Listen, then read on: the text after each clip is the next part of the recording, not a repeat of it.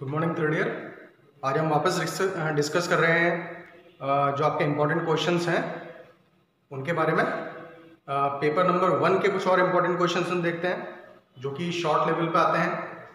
तो देखिए एक और क्वेश्चन है, जैसे कि भाई आपके पास में अगर सिर्फ शब्द लिख के आ गया क्वेश्चन पेपर के अंदर और आगे क्वेश्चन मार्क बना हुआ है, जैसे एक शब्द दे दिया SPM और आगे एक लगा हुआ है क्वेश्चन मार्क, तो इस SPM का मतलब आपको बताना है, यानी कि 30 वर्ड्स के अंदर आपको इसका डिस्क्रिप्शन देना है।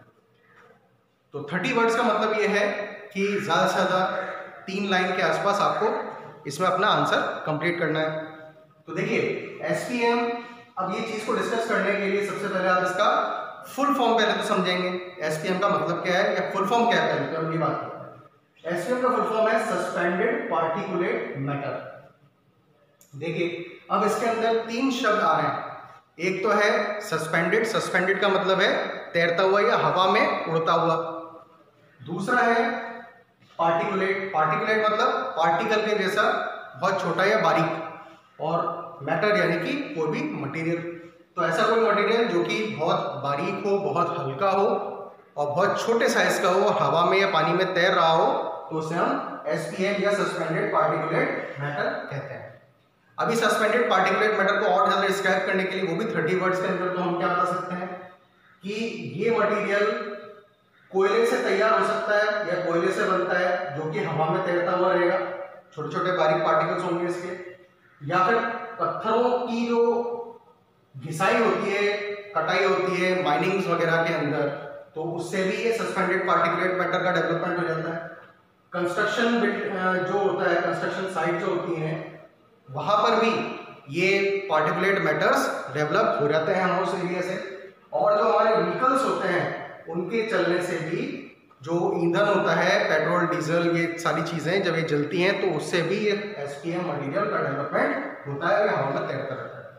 अब देखिए अगले पॉइंट में हम और क्या बता सकते हैं कि भाई देखिए इनका साइज इस मैटर का छोटा है, इस मटेरियल का छोटा है, तो ये हवा के अंदर चला तो जाएगा, जब इसका डेवलपमेंट होगा हवा में चला जाएगा और काफ़ी ऊपर लेवल तक जाएगा हवा की स्पीड के थ्रू, क्योंकि इसका साइज छोटा है तो इसका वेट भी कम है। पर धीरे धीरे क्या होगा, समय के साथ में ये हवा से तैरता तैरता तैरता तैरता नीचे आ जाएगा और कुछ समय के बाद में अपने आप ही सरफेस पे आके बैठ जाएगा। तो ये पूरा डिस्क्रिप्शन हम 30 वर्ड्स के अंदर जो आपके शॉर्ट क्वेश्चन आते हैं, क्वेश्चन नंबर 1 ए पार्ट का पर्टिकुलरली, तो उसमें इस टाइप का डिस्क्रिप्शन आपको वहाँ पे देना है अगर ऐसा कोई क्वेश्चन आता है, पर्टिकुलरली जैसे हमने SPM का डिस्कशन किया। चलिए इसी टाइप से और भी क्वेश्चंस देखते हैं। एक और क्वेश्चन आ गया कि व्हाट इज सिलेंडर मेथड। अब ये सिलेंडर मेथड या बेलन विधि ये क्या होता है। अब देखिए होता क्या है कि जब कोई प्लांट अपनी लाइफ साइकिल कंप्लीट कर लेता है और लाइफ साइकिल कंप्लीट होने के बाद में वो प्लांट खत्म हो जाता है, सूख जाता है या डेड हो जाता है, तब क्या होता है, समय के साथ में वो प्लांट डेड हो गया और सूख के जड़ समेत बाहर आ जाता है, या किसी ना किसी कारणवश से वो बाहर जमीन से बाहर आ जाता है, सरफेस से बाहर आ जाता है।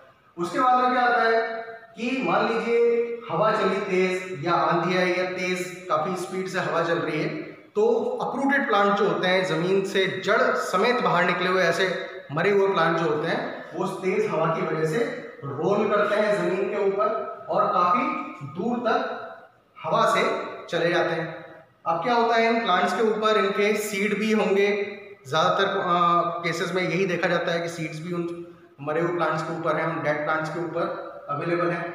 तो जब ये रोल हो रहे हैं प्लांट्स, तब ये सीड्स उस सरफेस पे गिरते हुए चले जाते हैं जिस रास्ते से ये रोल होते हुए प्लांट्स हवा से जा रहे थे। तो इस प्रोसेस के अंदर क्या होता है कि जो सीड्स हैं वो रास्ते पे बिखर जाते हैं और इससे क्या होता है कि सीड्स का डिस्पर्सल हो जाता है और समय के साथ में जब परिस्थितियां अनुकूल होती हैं तब ये सीड जर्मिनेट होते हैं और नए प्लांट का फॉर्मेशन होता है उस डेड प्लांट से, हम ये कह सकते हैं। एग्जाम्पल अगर हम देखें तो एक एग्जाम्पल है सालसोला, दूसरा एग्जाम्पल है कटेली। चलिए एक और वर्ड आता है शॉर्ट में, बायोटा। अब इस बायोटा का मतलब क्या है देखिए बायोटा का मतलब ये है कि किसी भी पर्टिकुलर ज्योग्राफिकल एरिया में रहने वाली कोई भी जो कम्युनिटी है, कम्युनिटी मतलब ग्रुप ऑफ पर्टिकुलर ऑर्गेनिजम्स जो है, उस पर्टिकुलर ज्योग्राफिकल एरिया में जो क्लाइमेट है उसके लिए अनुकूलित अडेप्टेड हो चुका है और उसमें रहने के लायक है। तो वो स्पेसिफिक कम्युनिटी जो उस पर्टिकुलर रीजनल क्लाइमेट में रहती है उसे बायोटा कहा जाता है।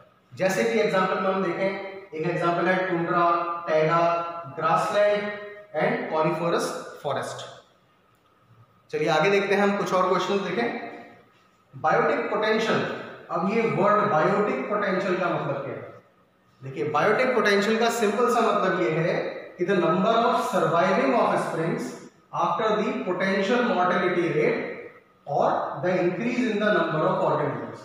यानी कहने का मतलब ये है कि एक पर्टिकुलर ज्योग्राफिकल एरिया में कुछ समय के बाद में ऑर्गेनिजम्स की डेथ हो गई और उसके बाद में जो नंबर ऑफ सर्वाइविंग ऑफस्प्रिंग्स बच रहे हैं, यानी कि जितने ऑर्गेनिजम्स उन ऑर्गेनिज्म से जो कि अपना लाइफ साइकिल कंप्लीट कर चुके हैं उनके थ्रू डेवलप हुए हैं, यानी कि नई जनरेशन जो डेवलप हुई है जिसे हमने ऑफस्प्रिंग कहा है, या फिर हम ये कह सकते हैं कि डेथ होने के बाद में जितने भी ऑर्गेनिजम्स की संख्या बढ़ रही है या बच रही है उसे बायोटिक पोटेंशियल कहा जाता है।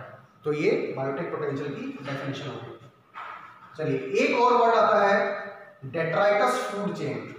अब ये डेट्राइटस फूड चेन का मतलब क्या है? इसमें देखिए तीन शब्द वापस आ गए यहाँ पे, एक है डेट्राइटस और फिर दूसरा शब्द है फूड चेन। फूड चेन ये हम जानते हैं भोजन श्रृंखला जिसे कहा जाता है।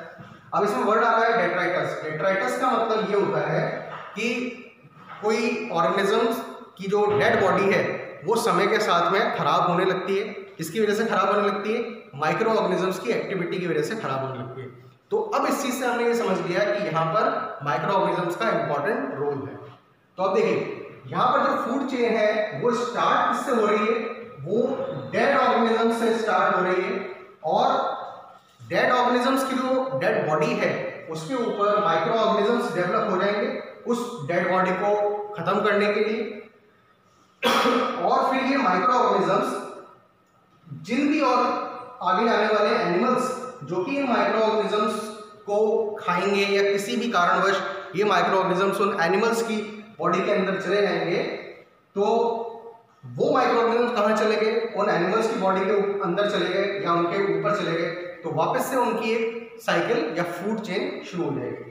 तो यहाँ पर रोल किसका आ गया? माइक्रो ऑर्गेनिज्म का रोल आ गया। तो ये इस टाइप की जो फूड चेन होती है ये डेट्राइटस फूड चेन कहलाती है। अब ये जो डेट्राइटस फूड चेन है ये फर्स्ट टाइम स्टडी की थी ऑडम ने, जिनका पूरा नाम है ओटी ऑडम, जिन्हें फादर ऑफ इकोलॉजी भी कहा जाता है। तो ऑडम ने इसे स्टडी किया, किसके ऊपर स्टडी किया? रेड मैंगो प्लांट वैरायटी के ऊपर स्टडी किया जो कि सदर्न फ्लोरिडा से लाए गए थे। तो ये कुछ और इंपॉर्टेंट क्वेश्चंस थे थर्ड ईयर पेपर नंबर 1 के लिए। नेक्स्ट क्लास में हम कुछ और डिस्कशन करेंगे। Thank you.